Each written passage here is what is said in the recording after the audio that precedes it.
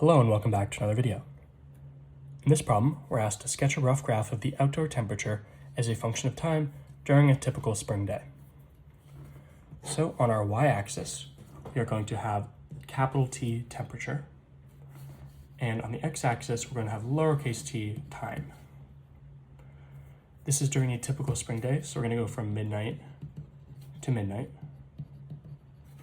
And let's say the minimum temperature is 40 degrees Fahrenheit, and the maximum temperature is 60 degrees Fahrenheit on this particular day.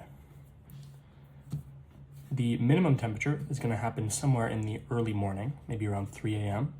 So we can say the minimum temperature happens right here, and the maximum temperature happens in the afternoon around 3 p.m. Now we just have to make a graph that flows through them. So we start a little bit higher as it's still cooling down during the night. We reach our minimum value, and it's before the sun goes up, it's still pretty constant, and then it slowly gets warmer over the course of the day, reaches the maximum, and goes back down again for the night. This is just a rough graph, so we don't need any specifics. You just need to have the general shape of the graph correct.